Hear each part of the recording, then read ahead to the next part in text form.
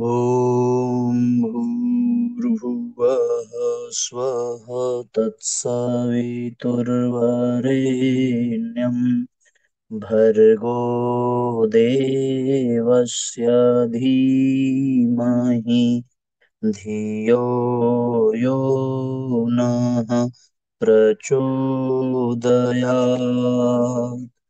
ॐ चैतन्यं शाश्वतं शान्तं व्योमातीतं निरञ्जनं नादबिन्दुसमानीतं तस्मै श्रीगुरुवे नमः। गुरुवर गुरुता दीजिए, हे पावन श्री राम। जन जन के सुख चैन हित कभी न ले विश्राम। ओम सद्गुरु चरण कमलेभ्यो नमः। वंदे भगवतीं देवीं श्रीरामं च जगद्गुरुं पादपद्मे धृत्वा प्रणमामि मुहुर्मुहुः।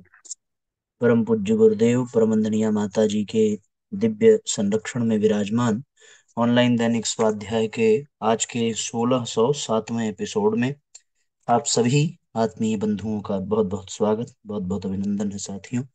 आइए भावपूर्वक आज के सत्र का हम सभी शुभारंभ करते हैं। आज का पहला अध्याय है जलचर जीवों का संसार। सभी परिजनों से विशेष आग्रह है कि अधिक से अधिक आज के सत्र को शेयर जरूर करें और अधिक से अधिक लोगों तक आज का लिंक भेज दीजिए, जिससे कि सर्वाधिक लोग स्वाध्याय से जुड़ करके लाभान्वित हों। जलचर जीवों का संसार। पृथ्वी पर कई स्तर के जीवों में जलचर जीवों का अपना संसार है, जिनमें कई रहस्य भरे तथ्य छिपे हैं। बहुतों से तो खोजी इंसान परिचित हो चुका है और कुछ से अभी परिचय होना शेष है। जल में रहने वाले जीवों में मैनाटी एक ऐसा ही स्तनपायी जीव है जिसका बछड़ा माँ का दूध पीता है, जो स्वयं जल की सतह पर 8 से 10 घंटे घास चरता है, जिसके कारण इसे समुद्री गाय भी कहा जाता है। हालांकि गहरे समुद्र के बजाय ये छिछले जल में छिछले जल में नदियों, झरनों के मुहानों तथा समुद्री तटों एवं अंतर्देशीय जलमार्गों में विचरण करती है। इनकी 3 प्रमुख प्रजातियां वेस्ट इंडियन, अफ्रीकी और Amazonian manatee. West Indian manatee Mexico की खाड़ी और कैरेबियन में तथा ब्राजील और वेनेजुएला के तटों पर रहती है। पश्चिमी अफ्रीकी मैनाटी अफ्रीका के पश्चिमी किनारे पर सेनेगल से अंगोला के तटों पर पाई जाती है। अमेजोनियन मैनाटी दक्षिण अमेरिका में अमेजन बेसिन के तटों पर विचरण करती है। समुद्री तटों पर वे अधिकांशतः लैगून और मैंग्रोव जैसे उथले जल में रहती है, जहां वे आसानी से चरने से लेकर अपने रहने के संरक्षित आवास पा लेती है। यह कितने साल पुरानी है, वह कैसे थल से जल में वास करने लगी, यह एक रोचक तथ्य है। माना जाता है कि मैनाटी 6 करोड़ वर्षों से धरती पर विद्यमान है और लाखों वर्षों पहले तक यह भूमि पर रहती थी। फिर जब भूमि पर जल बढ़ने लग गया तो इन्होंने स्वयं को जलीय जीवन के अनुरूप ढाल लिया। इनके पैर के फ्लिपर्स बन गए, तैरने के लिए पीछे पूंछ उग गई। लाखों वर्षों तक सागरीय तटों पर वास करती मैनाटी विषमतम परिस्थितियों का सामना करते हुए आज अस्तित्व के अंतिम चरणों में है, जहां उसकी संख्या कुछ हजार तक सीमित रह गई है। यह जलीय शाकाहारी जीव धीमी गति से चलने वाला कोमल जीव है, जो अपना अधिकांश समय नदी या सागरीय तटों की उथली गहराई में घास चरने में बिताता है। इसलिए इसे समुद्री गाय का नाम भी दिया गया है। हालांकि ये छोटी व्हेल मछली की तरह दिखती है। इनके 2 पैर फ्लिपर्स और एक पूंछ होती है और इन्हें हाथी के समीप का जीव माना जाता है। इनका चेहरा काफी हद तक गाय से मिलता है, जो जलीय तट पर दिन के अधिकांश समय घास को चरती रहती है। ये समुद्री जल में पाई जाने वाली ईल ग्रास, हरे पत्ते और अन्य समुद्री घास खाती है, जो इनके शरीर के भार का 10% से 15% के बराबर होता है। इस तरह 400 किलो की मैनाटी 40 से 60 किलो के बीच चारा खा जाती है। इसके दांत जीवन भर बढ़ते रहते हैं। बाहरी कान नहीं होते, आंतरिक कान बड़े होते हैं। वह सुनने में सक्षम होते हैं तथा आंखें छोटी लेकिन दृष्टि बेहतरीन होती है। आपसी संवाद के लिए ये चीखती हैं, वह सीटी बजाती हैं।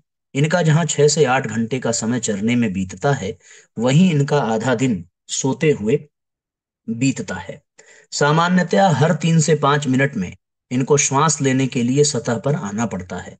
अति सक्रिय अवस्था में हर 30 सेकंड में इनको श्वास लेना पड़ सकता है और विश्राम की अवस्था में ये पानी के नीचे 20 मिनट बिना श्वास लिए रह सकती हैं। इनकी तैरने की गति 5 से 7 किलोमीटर प्रति घंटे रहती है, लेकिन आवश्यकता पड़ने पर 30 किलोमीटर प्रति घंटे की गति से भी तैर सकती हैं।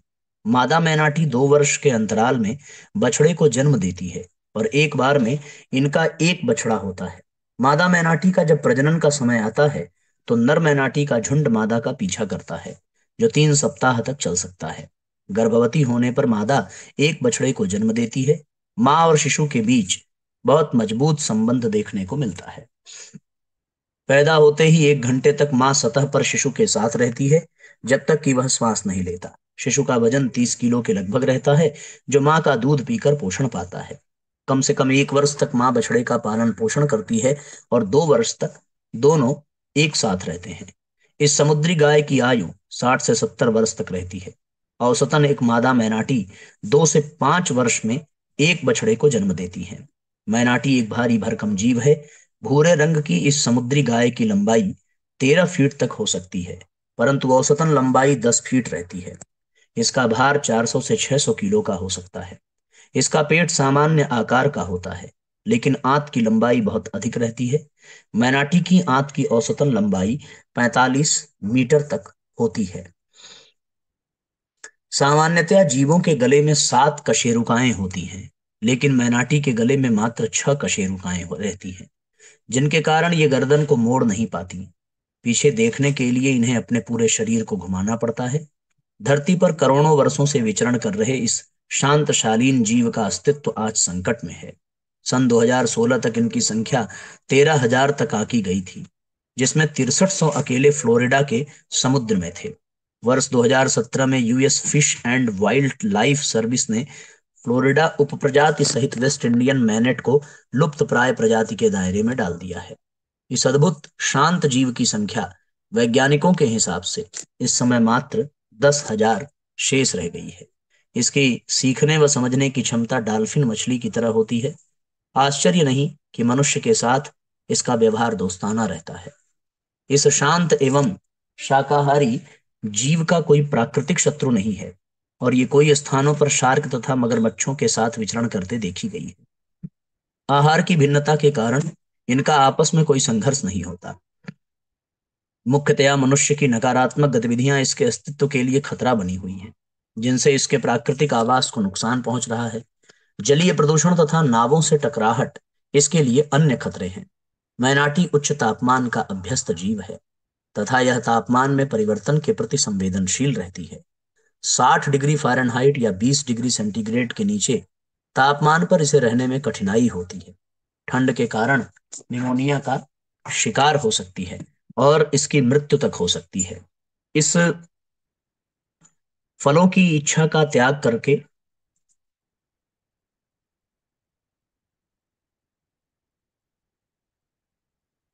इस शांत शालीन जीव के संरक्षण की विशेष आवश्यकता है और इस दिशा में प्रयास हो भी रहे हैं। कई चिड़ियाघरों में भी इसके प्रजनन व संरक्षण के प्रयास चल रहे हैं। इसके निवास स्थान की सुरक्षा, नीले हरे शैवाल को हटाने और ईल ग्रास को पुनः लगाने के प्रयास चल रहे हैं, जिस पर यह शाकाहारी जीव निर्भर रहता है। यदि कभी मैनाटी से सामना होता है तो इसे बाहरी भोजन न दें, क्योंकि इससे इसकी प्रकृति प्रदत्त आहार खोजने की क्षमता प्रभावित हो सकती है। इंसान जब भी इनके विचरण के प्राकृतिक स्थानों पर जाए तो इन्हें दूर से निहारे व इनके संरक्षण के प्रयासों में अपना योगदान दे। ये तो साथियों एक बहुत सुंदर अध्याय था, जो एक नए जीव के बारे में हम सबको परिचय कराता है।